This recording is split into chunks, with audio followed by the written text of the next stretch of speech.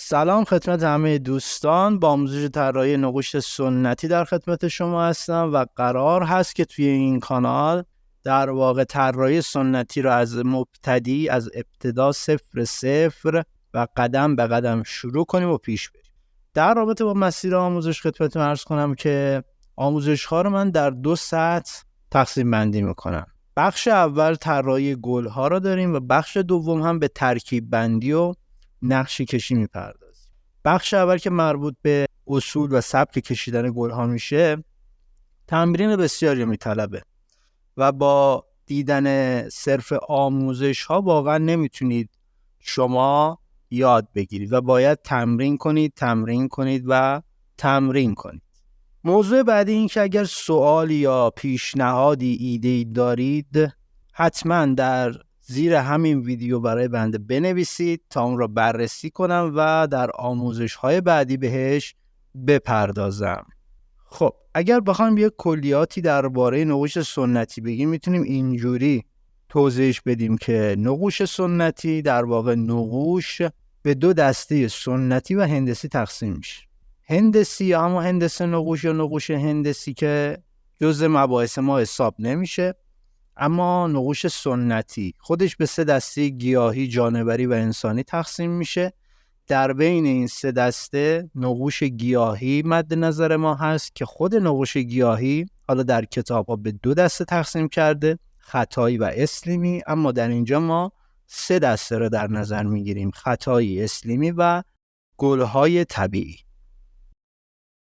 خب برای شروع کشیدن ما فقط به یه مداد و یک کاغذ نیاز داریم.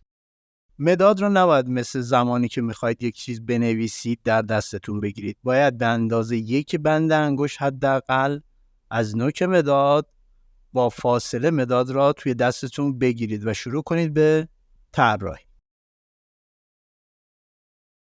برای شروع ما نیاز به این 2 فرم داریم. اولین طرحی که میکشیم طرح یک برگه. پس یک خط از این جهت و 1 نیم دایره روی اون از این جهت. این رو میخوام تمرین کنید. خیلی سریع نمیخوام بکشید. آروم و با کنترل دستتون این کار رو انجام بدید.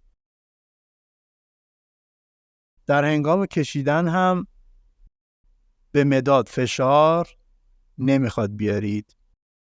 همین فرم رو میخوام در جهت‌های مختلف تمرین کنید. پس این فرم برگ رو میخوام در یک برگه آچار به تعداد بسیار زیادی تمرین کنید. حالا برگه آچار میتونه یک برگه بازیافتی باشه، میتونه یک برگه روزنامه باشه، خیلی مهم نیست. یک چرک نویس کفایت میکنه.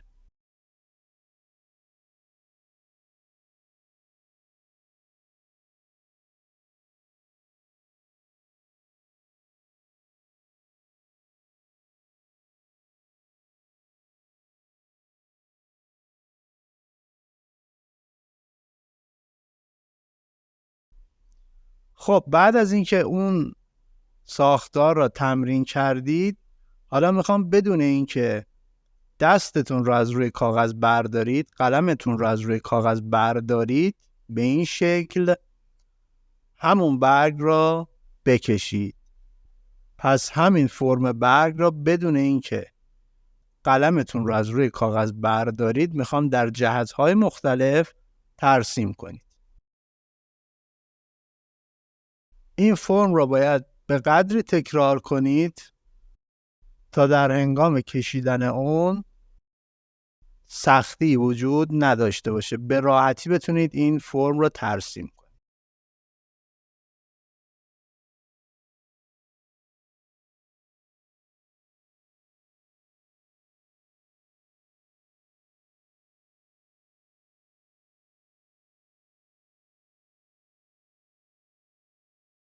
خب اگر بخوایم تزییناتی بهش اضافه کنیم، میتونیم یک برگ کوچکتر داخل اون قرار بدیم و یا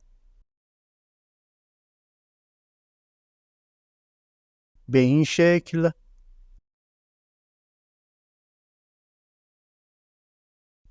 و حالا برگ دیگر را کنگره دار کنیم. سمت دیگر برگ را.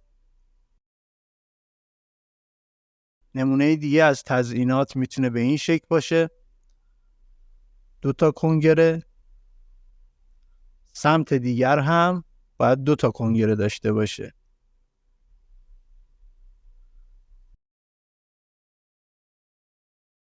و این نمونه هم میتونه 3 تا کنگره داشته باشه و سمت دیگه برگ هم باید 3 تا کنگره ترسیم بشه.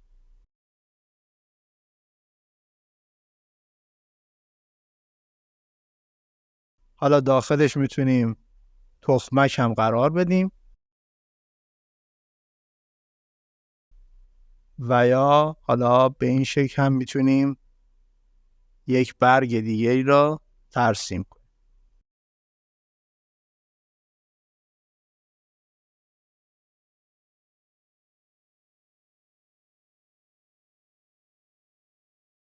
خب پس اول کشیدن برگ با 2 خط، یعنی قلم رو بر می‌داریم. بعد از اون کشیدن همون برگ بدون اینکه قلم رو از روی کاغذ برداریم و بعد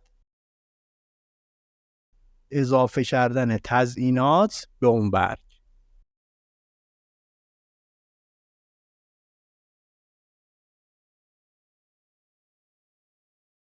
فرم دیگه هم داریم که به این شکل هست.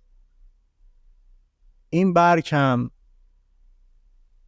شامل 2 قسمته، یک کمان رو و یک فرم آکولاد مانند هم در زیر اون. این رو هم میخوام در جهت‌های مختلف با 2 حرکت تمرینش کنید. بعد از اینکه تونستید به این مهارت برسید، میخوام که این فرم را بدون برداشتن قلم از روی کاغذ ترسیم کنید. به این شکل.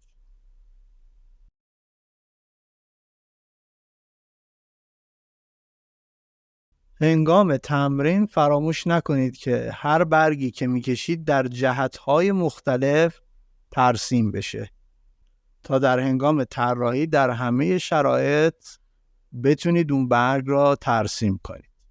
خب برای این جلسه کافیه همین 2 طرح. این رو تمرین کنید تا به مهارت برسید. این 2 تا برگ در واقع شالوده خیلی از گل‌هایی هست که ما در آینده می‌خوایم ترسیم کنیم. یعنی از این 2 فرم بسیار استفاده می‌کنیم در کشیدن گل‌های دیگر.